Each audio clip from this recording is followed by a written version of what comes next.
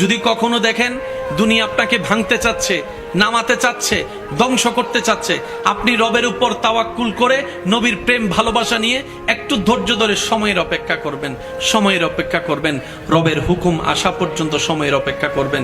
মনে রাখবেন, ভাঙ্গা জিনিসগুলাকে আল্লাহ এমন ভাবে সুন্দর করে নতুন করে সাজাবে, আপনাকে এমন সুন্দর জীবন দান করবে, যারা আপনাকে নামাতে চেয়েছিল তারা আপনি পর্যন্ত আর পৌঁছাতে পারবে না। সুবহানাল্লাহ।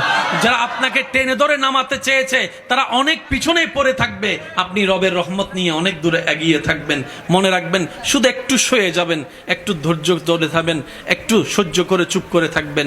যত সইবেন তত পাইবেন, যত সইবেন তত পাইবেন। কোনো আফসোস নাই, কোনো আপত্তি নাই, কোনো হা হুতাশ নাই। রবকে শুধু এতটুকু বলবেন যখনই মন খারাপ হবে, সিজদায় মাথাটা ঝুঁকিয়ে, ইয়া রব, আমি যা পেয়েছি কোনো কিছু পাওয়ার যোগ্যতা আমার কাছেই নেই, সব তুমি দয়া করে দান করেছো, সব তুমি দয়া করে দান করেছো। একটা জিনিস পাওয়ার যোগ্যতা আমার নাই, এই চোখ পাওয়ার মতো যোগ্যতা আমার কাছে নেই, এই কান শোনার মতো কান আমার কাছে নাই। আল্লাহ, কোনো কিছুরই পাওয়ার যোগ্যতা নাই, তুমি দয়া করে দেখার জন্য দুইটা চোখ দিয়েছো, তোমার দরবারে শুকরিয়া। সুবহানাল্লাহ।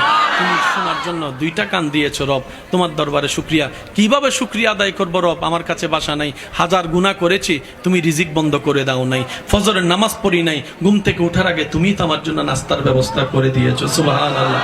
আল্লাহ, এত গুনাহ করেছি, এত নাফরমানি করেছি, তারপরে তুমি বারবার ডেকেছো, বারবার করে ডেকেছো, বারবার করে ডেকেছো। কুল ইয়া ইবাদিয়াল্লাযিনা আসরাফু আলা আনফুসিহিম লা তাকনাতু মির রাহমাতিল্লাহ।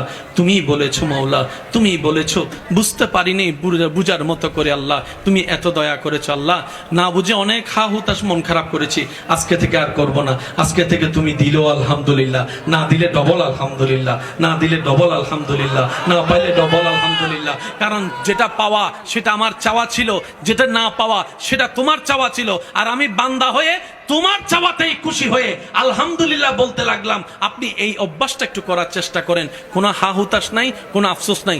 আলহামদুলিল্লাহ, আলহামদুলিল্লাহ, আলহামদুলিল্লাহ, আলহামদুলিল্লাহ। এবার রব্বুল আলামিন আপনার এই আলহামদুলিল্লাহ যদি রবের দরবারে একবার কবুল হয়ে যায়, লা ইন শাকারতুম লা আযীদান্নাকুম আয়াত আপনার উপর চলে আসবে নিয়ামত হয়ে। বলেন না সুবহানাল্লাহ। বড় ভাই বড় যারা আছেন, ছোটদেরকে বুকে টেনে নেন। ছোটরা যারা আছেন, সব রাগ অভিমান ভুলে বড় ভাইকে পিছন থেকে জড়ায় ধরা শুরু করেন। কারণ যেই কারণে, যে কথার কারণে, যে বিষয়ের কারণে আজকে নিজের মায়ের পেটের ভাই বোনদের মধ্যে দ্বিধাদ্বন্দ্ব, দ্বন্দ্ব, এর মধ্যে 80% শয়তানের হাত আছে না নাই?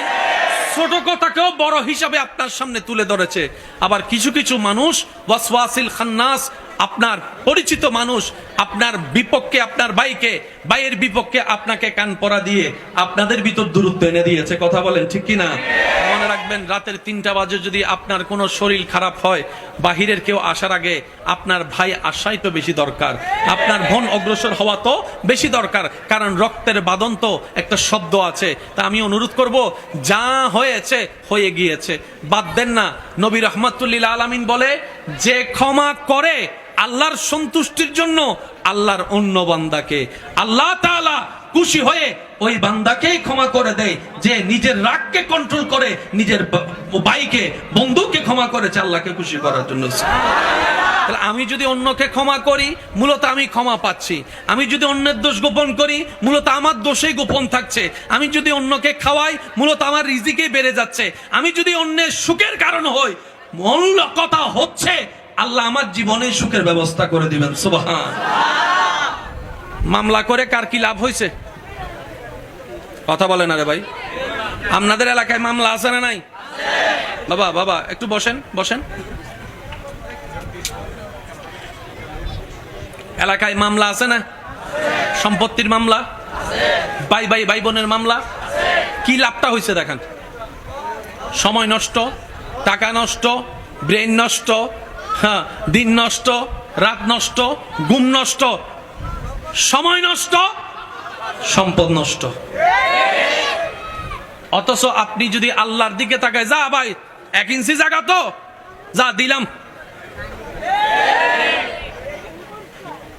1 হাত জায়গা যা দিলাম, তুই আমার ছোট ভাই দিলাম। কারণ আমি তো বড় হয়ে আসিনি, আমার আল্লাহ জেনে শুনে আমাকে তোদের বড় ভাই বানাইছে, বড় বোন বানাইছে। তার মানে আল্লাহ আমাকে বড় হওয়ার যোগ্যতা দিয়েই বড় বানিয়ে পাঠিয়েছে। বড়দের কাজ হচ্ছে বট গাছ।